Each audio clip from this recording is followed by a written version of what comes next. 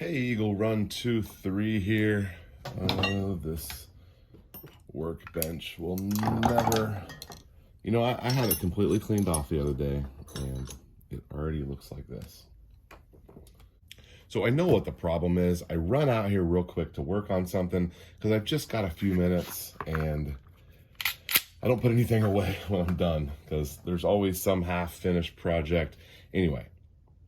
So really excited today. I just got the shipping notification that our Odin Works barrel for the 6.5 Grendel is going to be here today. Oh man, that's exciting.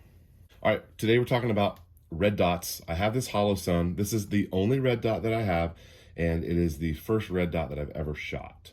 So with that said, most of you know I do not present myself in these videos as an expert on a particular topic. There's a handful of things that I'm really good at, and I know how to do them, and I would consider myself more of an expert in those categories. But a lot of the stuff that we're doing now are things that I'm doing for the very first time, and there's a long list of those things, and one is the red dot. So here's what happened. So this slide came from Palmetto State Armory with the cut and the suppressor height sights. It did not come with the red dot on it. I installed the red dot, and my intention was to just kind of go to the range and see what it was all about. We had a good time. I felt like it shot pretty well, but I just thought I needed to really get used to it, and I thought I would do better the next time. So fast forward, maybe a week later, we're back at the range, and we're really going to focus on zeroing this thing. I only took 1 or 2 guns to the range that day, and I was going to focus some time, maybe even try to put 100 rounds through this to just get used to it and get it zeroed and get it properly set up.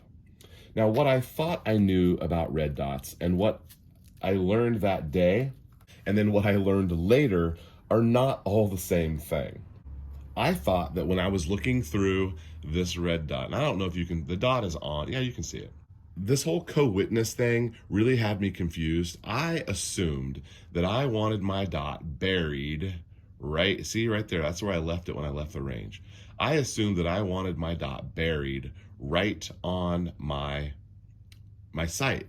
And I was talking to the range guy on my way out the door and asking him some questions, and he's one of the gunsmiths there and does a lot of setups. I guess you could take your stuff to them and then pay them and they set it up for you. That's something that I guess I just have to fool with on my own and make a bunch of mistakes. I'm not to the point to where I'm paying someone to save me some mistakes yet.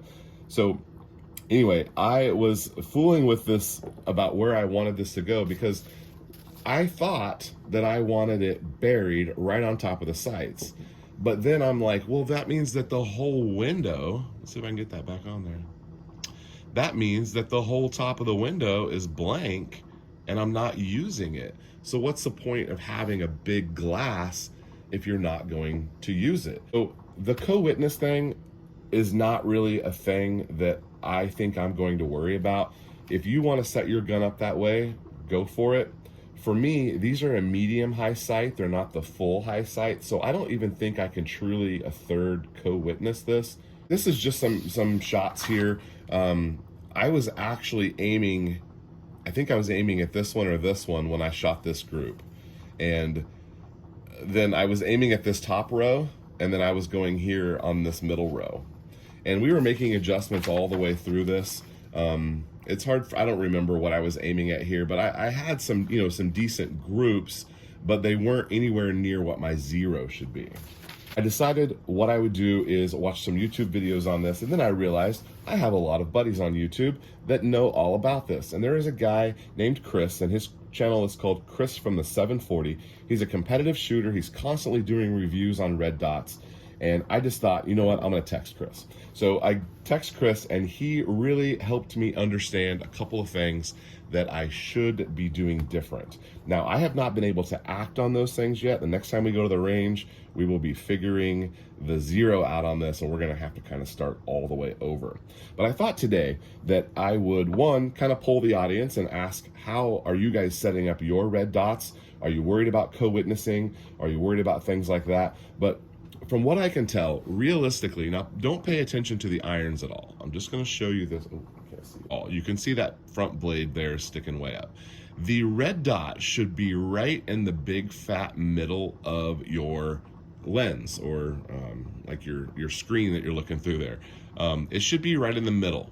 And one thing that I don't quite understand is that if I move myself up or down, you see how that dot changes, but it looks as if the dot's moving, but the dot is projecting. And if I could hold it super still, we could probably do a better example. So the dot is projecting on the same spot, even if you're moving. Does that make sense? Now, obviously, if I tip the gun, the dot's not projecting on the same spot. We're gonna have to kind of do an illustration here in order to figure this out properly. My height over bore here becomes an issue with my zero. So if you can imagine, I'm spreading these apart here to illustrate the difference here. So if my irons, which are aligned with my barrel, and they are just, you know, they're closer than my red dot, so the height over bore isn't as much of an issue. If my barrel is pointed straight out, let's get some multimedia here. My barrel is pointed straight out, right? So this is where the bullet trajectory is going to go.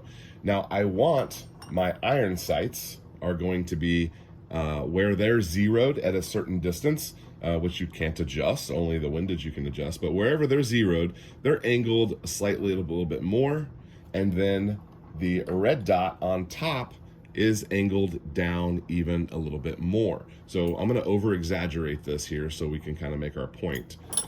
So where they converge, which in this case would be right here, that is what your zero between the two of them are.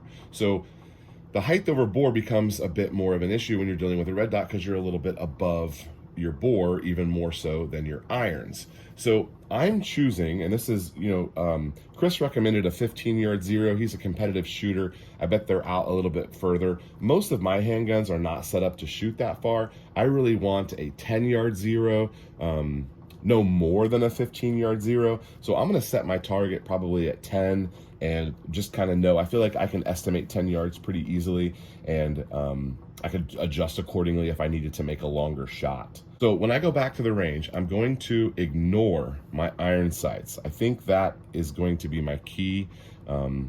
If you have a different opinion, I'm open to hearing suggestions here, because again, I'm learning these things. A lot of you have way more experience and tons of knowledge to share, and I really appreciate all of the helpful insight that we get in the comments. So I'm going to ignore these irons. I'm going to put the dot in the big fat middle. I can even go through here. Let me show you this. I can even go through here and change it from a dot. So the modes here, I can change this to where we have a whole circle with a dot in the middle of it. And so that might kind of help me fill up this. Ideally, this was a perfect circle and you could put the circle in the circle and that would be fine. Now, the whole point of red dots is supposed to be a quick sight acquisition. You're able to focus on your target and just put the dot on top of the target. And I think that makes sense, especially for a self-defense situation, or if you're doing competitive shooting, finding your target and then putting your gun on your target, that's the whole thing. Now with iron sights, you're going to have to focus on that front sight, and then essentially you're blurring the rear sight and you're blurring your target and you're focusing on the front sight. So a little bit of a different perspective, and I think just for me as a shooter, transitioning between the two of those things is maybe something that I'm just going to have to train into myself so that I am able to do that. The other thing about the sights and how they co-witness to the dot that's kind of interesting to me is that depending on what your zero is, if you have your dot zeroed for something different than what your irons are naturally zeroed at, that's going to make a big difference too, because it could be that your front sight is actually higher than your rear in order to have your dot where it's supposed to be. Does that make sense? So it's possible that my front sight post, if I were to kind of scooch down and look between irons and red dot, that front sight post is going to be higher. I feel like that's just kind of confusing, and I probably am that's why I'm just going to ignore my sights and focus on the red dot. So I don't really have a way to do cool graphics and really illustrate this and make this video probably as informative as it should be. So I hope you don't mind my punches here to illustrate. I'm not really trying to teach anyone here. I guess I'm really more asking a question, or to see if this is helpful for anyone. Understanding how this works, I just didn't understand it. And hopefully next time at the range, we'll have a little bit better of an experience. So we're going to clean this guy, put it back in the safe so that we can take it to the range. And I'd like to shoot it very soon. Okay, thanks for watching. Appreciate you guys. Eagle Run 23. We'll see you next time.